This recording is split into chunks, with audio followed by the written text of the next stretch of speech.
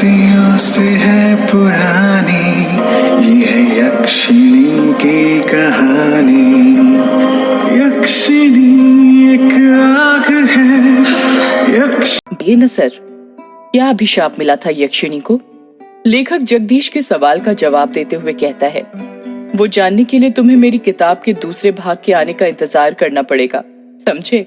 अच्छी marketing strategy है sir, किताब बेचने की। वो तो होगी जगदीश, किताब बेचता हूँ और उस किताब के साथ अपने दर्द भी, तो उन आंसुओं के पैसे तो वसूलूंगा ही ना। बस एक बात दिमाग में रखना, कोई भी इंसान बुरा नहीं होता, उसे बुरा बनाया जाता है। मतलब यक्षिणी बुरी नहीं थी, उसे बुरा बनाया गया था, है ना सर? मैंने कहा ना, अब मैं किसी सवाल का जवाब नहीं दूंगा। जो जानना है किताब का दूसरा भाग पढ़कर जानना, समझे? बातें करते करते लेखक की सिगरेट खत्म होने वाली थी, उसमें बस 1-2 कशी बचे थे। जगदीश हिचकिचाते हुए फिर लेखक से पूछता है, सर एक बात पूछूं? तुम नहीं मानने वाले ना? ठीक है, पूछो। सर, आपकी बातों से ऐसा लगता है जैसे आप यक्षिणी को बहुत करीब से जानते हैं। क्या आपने कभी यक्षिणी को देखा है? सवाल सुनकर लेखक एकदम चुप हो जाता है और उसके चेहरे के एक्सप्रेशन देखकर ऐसा लग रहा था जैसे वो किसी सोच में डूब गया हो और उसको कुछ ऐसा याद आ गया हो जो वो जगदीश को नहीं बताना चाहता था। जगदीश लेखक पर दबाव बनाते हुए पूछता है, क्या हुआ सर? आप चुप क्यों हो गए? बताइए ना, क्या आपने कभी यक्षिणी को देखा है? क्या कभी आपका यक्षिणी से सामना हुआ है? लेखक सिगरेट की कश लेकर धीरे से कहता है, मेरा यक्षिणी से सामना नहीं, बल्कि मैंने तो खुद यक्षिणी के साथ। लेखक ने इतना ही कहा था कि तभी फोन कट जाता है। लेखक अपना मोबाइल देखते हुए कहता है, अरे ये क्या, फोन कैसे कट गया? लगता है नेटवर्क चला गया। ये गांव में यही प्रॉब्लम रहती है, पता ही नहीं चलता कब नेटवर्क आता है और कब चला जाता है। इतना कहकर लेखक उसकी कुर्सी के बगल में रखी बैसाखी के सहारे खड़ा हो जाता है। उसका एक पैर जो था वो सही से काम नहीं करता था, जिसके कारण वो लंगड़ा लंगड़ा कर चलता था। उस लेखक ने बैसाखी के सहारे अभी 1-2 कदम ही आगे बढ़ाए थे कि तभी कमरे की लाइट अपने आप बंद चालू होने लग जाती है। लेखक कमरे के आगे लगे बल्ब को देखता हुआ कहता है, अरे अब ये लाइट को क्या हो गया अचानक?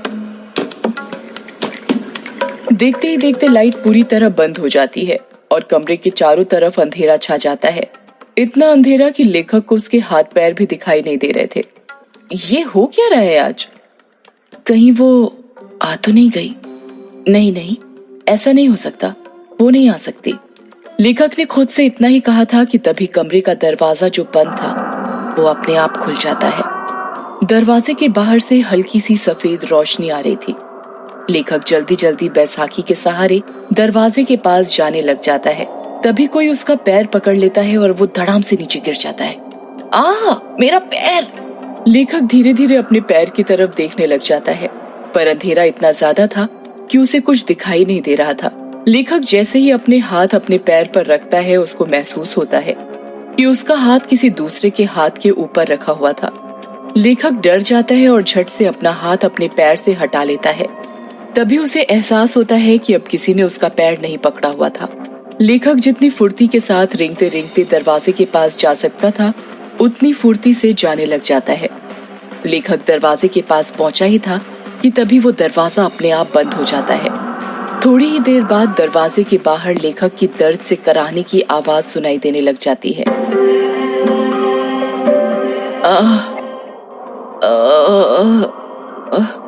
कौन हो तुम? मैं यक्षिणी, तेरी मौत। कुछ देर तक लेखक और यक्षिणी की बातें चलती हैं, पर उन दोनों की बातों की आवाज दरवाजे के बाहर नहीं आ रही थी। कुछ देर बाद लेखक की एक जोर से चीख सुनाई देती है।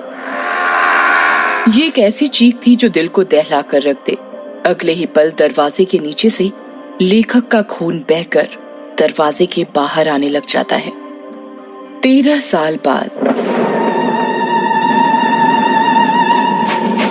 ट्रेन जो कि तेज रफ्तार के साथ पटरी पर भागी जा रही थी, ठीक उस तरह जिस तरह हमारी जिंदगी भागती है। पर कितना है, ट्रेन स्टेशन आने पर रुकती है, पर हमारी जिंदगी कभी नहीं रुकती है जब तक हमारी सांसें ना रुक जाएं। युग, जिसकी उम्र 26 साल, गोरा रंग, चेक शर्ट, ब्लैक पैंट पहनकर विंडो सीट पर बैठा हुआ था। और अपने कानों में हेडफोन डालकर पॉकेट एफएम पर भूतिया कहानी मेघ एक श्राप सुन रहा था। कहानी सुनते ही युग विंडो के बाहर दिख रहे मेघालय के गारो पहाड़ की हसीन वादियों का मजा ले रहा था। वही गारो पहाड़ जिसका नामकरण तिब्बती तथा बर्मी जनजाति गारो पर हुआ था। गारो पहाड़ नीस चट्टान का बना हुआ था। पहाड़ों को चारों तरफ से सफेद बादलों ने घेर लिया था, जिन्हें देखकर ऐसा लग रहा था कि पहाड़ों ने बादलों की सफेद चादर ओढ़ कर रखी हुई हो। उन्हीं बादलों को देखते देखते युग की आंख लग जाती है। अभी थोड़ी देर पहले युग की आंख लगी ही थी कि तभी उसे एहसास होता है कि कोई उसका हाथ छू रहा था। कोई बार बार युग का हाथ पकड़कर हिला रहा था। युग बौखलाहट के साथ उठ जाता है और जब अपनी आंखें खोलता है तो देखता है कि उसके चेहरे के जस्ट सामने एक बुढ़े का चेहरा था, जो बड़ी बड़ी आंखें करके उसे घूर रहा था। उस बूढ़े ने सफेद मटमैली सी धोती पहनी हुई थी। उसके हाथ पैर कंपकपा रहे थे। युग सोचने लग जाता है, पहले तो ये बूढ़ा मेरे सामने नहीं बैठा था, ये पूरी सीट खाली थी, अचानक कहां से आ गया। अगले ही पल युग खुद ही इस सवाल का जवाब ढूंढ लेता है और मन ही मन सोचता है, लगता है जब मेरी आंख लग गई थी तभी आकर बैठ गया था। युग गुस्सा करते हुए कहता है, ये क्या हरकत है बाबा? वो बूढ़ा खांसते हुए कहता है, माफ करना बिटुआ, पर क्या करूं, तुमसे कुछ काम था इसलिए तुम्हें उठाना पड़ा। युग हैरानी के साथ कहता है, क्या कहा? काम था आपको मुझसे? क्या काम था? वो बेटा, मुझे जानना था कि वक्त क्या हुआ है। ये बात सुनकर युग का दिमाग घूमने लग जाता है और वो गुस्से के साथ अपनी घड़ी में देखते हुए कहता है, 11 बजने वाले हैं। अच्छा, मतलब 1 घंटे बाद मेरा स्टेशन आ जाएगा। युग कुछ जवाब नहीं देता और उस बूढ़े को घूरने लग जाता है। वैसे बिटुआ, तुम कहाँ पर जा रहे हो? युग उस बूढ़े के सवाल का जवाब देते हुए कहता है, वो मेहंदी पथार जा रहा हूँ। मतलब तुम भी मेहंदी पथार जा रहे हो? युग उस बूढ़े के सामने उंगली करते हुए कहता है, मतलब आप भी? हाँ बिटुआ, चलो अब सफर आसान हो जाएगा। जब कोई बात करने वाला मिल जाता है तो सफर जल्दी कट जाता है। तुम मेहंदी पथार में कहाँ जा रहे हो? मेहंदी पथार से 5 किलोमीटर दूर ही बंगला मुडा गांव है ना, वहीं पर जा रहा हूँ। बंगला मुडा में तुम्हारे रिश्तेदार रहते हैं क्या? नहीं, बंगला मुडा गांव में तो नहीं, पर रोंका मुचा गांव में रहते हैं।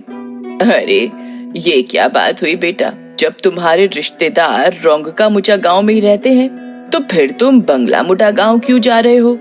इस सवाल को सुनकर युग खामोश हो जाता है। ऐसा लग रहा था जैसे उस बूढ़े ने युग की दुखती नब्ज पर हाथ रख दिया था, कुछ ऐसा पूछ लिया हो जिसका जवाब वो शायद अपने आप को भी नहीं देना चाहता था। बूढ़ा अपनी बात को आगे जारी रखते हुए कहता है, चलो नहीं बताना तो मत बताओ, बंगला मुडा में कहाँ रुकने वाले हो? बंगला मुडा गांव के बाहर जो ग्रेवयार्ड कोठी पड़ती है ना, उसमें ही रुकने वाला हूँ। वो बूढ़ा हैरानी के साथ कहता है, वो अंग्रेजों की जमाने की कोठी जिसे कब्रिस्तान पर बनाया गया था? हाँ, वही ग्रेवयार्ड कोठी, पर वो तो पिछले 13 साल से बंद है ना? हाँ बंद है, पर अब नहीं रहेगी। मैं आज रात ही उस कोठी को खोल दूंगा। नहीं बिटुआ, ऐसा मत करना। तुम्हें उस ग्रेवयार्ड कोठी के बारे में पता नहीं क्या? क्या नहीं पता? आप साफ साफ कहेंगे क्या कहना चाहते हैं? अगर तुम बचपन में उस गांव में रहे हो तो ये तो पता ही होगा कि यक्षिणी किश्नोई नदी के पास भटका करती थी। युग उस बूढ़े की बात का कुछ जवाब नहीं देता है। वो गौर से उसकी बातें सुन रहा था। वो बूढ़ा अपनी बात को आगे जारी रखते हुए कहता है, तुम्हें पता है उस यक्षिणी के एक नहीं 2 ठिकाने थे।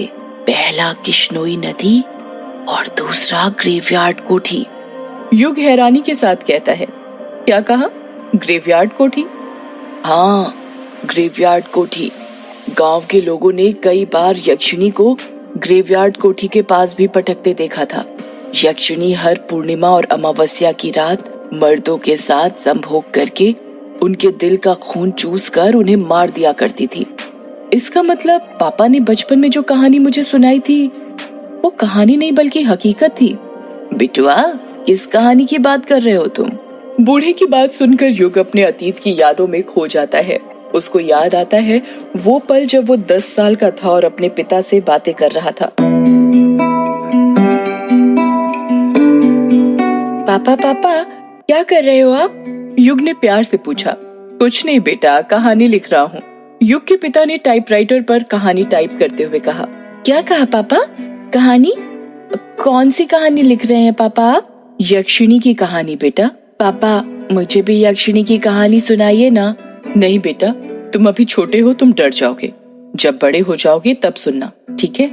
युग उदास हो जाता है और मुंह बनाते हुए कहता है, प्लीज पापा सुनाइए ना, मैं नहीं डरूंगा, प्रॉमिस।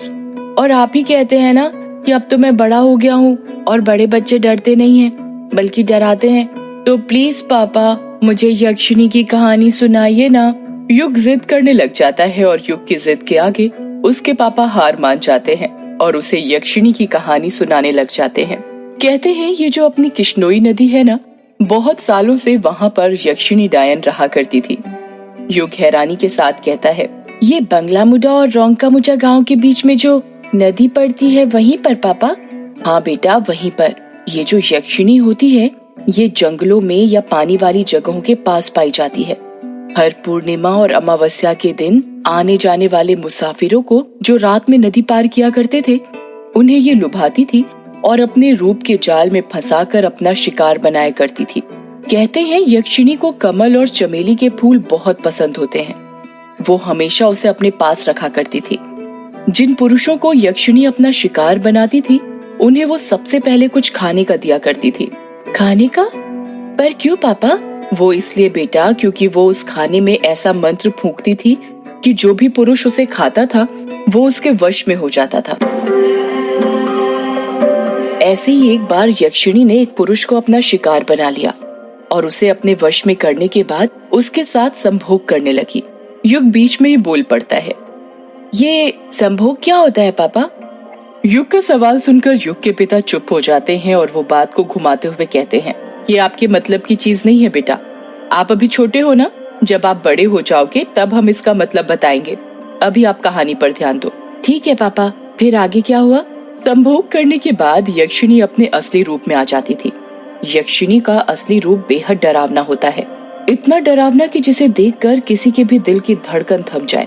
अपने असली रूप में आने के बाद यक्षिणी अपने शिकार के दिल का खून चूस लेती थी। पर वो ऐसा क्यों करती थी पापा?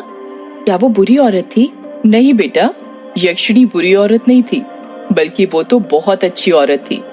दूसरे लोग से आई हुई एक अप्सरा की तरह थी। तो फिर पापा वो आदमियों के साथ, वो क्या बोला था आपने? हाँ याद आया, संभोग करके क्यों मार देती थी? युग के पिता कुछ याद करते हुए कहते हैं, अभिशाप के कारण बेटा। कैसा अभिशाप पापा? बेटा वो अभिशाप ये था कि युग के पिता ने इतना ही कहा था कि बाहर के कमरे से युग की माँ की आवाज सुनाई देती है, युग बेटा, ओ युग बेटा, चलो आओ खाना खा लो, खाना बन गया है। युग अपनी माँ को मना करते हुए कहता है, नहीं माँ, मुझे अभी खाना नहीं खाना है, मैं पापा से कहानी सुन रहा हूँ। क्या कहानी सुन रहे हो? तुम्हारे पापा को कहानी लिखने और सुनाने के सिवा और कुछ आता भी है? जब देखो दिन भर कहानी लिखते रहते हैं। खुद तो बिगड़े हुए हैं ही, तुम्हें भी बिगाड़ने पर तुले हुए हैं। चलो जल्दी आओ खाना खाने, मैंने खाने की थाली बना ली है तुम्हारे लिए। नहीं माँ, मैं नहीं आ रहा, कहानी खत्म होने के बाद ही आऊंगा। क्या कहा? नहीं आ रहे? लगता है मुझे ही आना पड़ेगा। रुको अभी बेलन लेकर आती हूँ, तभी तुम मानोगे। पायल के बजने की आवाज सुनाई देने लग जाती है। ऐसा लग रहा था जैसे युग की माँ युग के कमरे की तरफ आ रही हो। कुछ ही देर में युग की माँ हाथों में बेलन लेकर उसके कमरे में आ जाती है। युग को उसकी माँ का चेहरा दिखाई नहीं दे रहा था, क्योंकि उसकी बचपन की यादों से उसकी माँ का चेहरा मिट चुका था।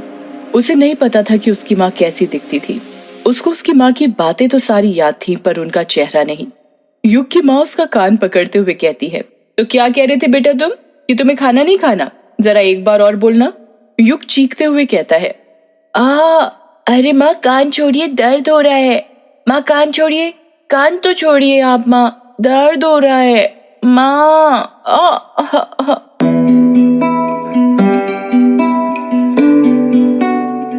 माँ कहते हुए ही युग अपने अतीत की यादों से बाहर आ जाता है।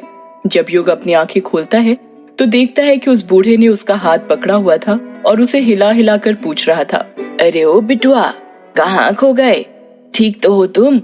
और ये मामा क्यों बोल रहे हो?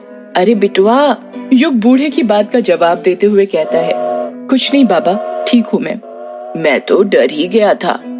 युग बूढ़े की आंखों में देखते हुए कहता है, बाबा एक बात पूछनी थी आपसे, क्या वो यक्षिणी अभी भी मर्दों को अपना शिकार बनाया करती है? सदियों से है पुरानी ये यक्षिणी की कहानी।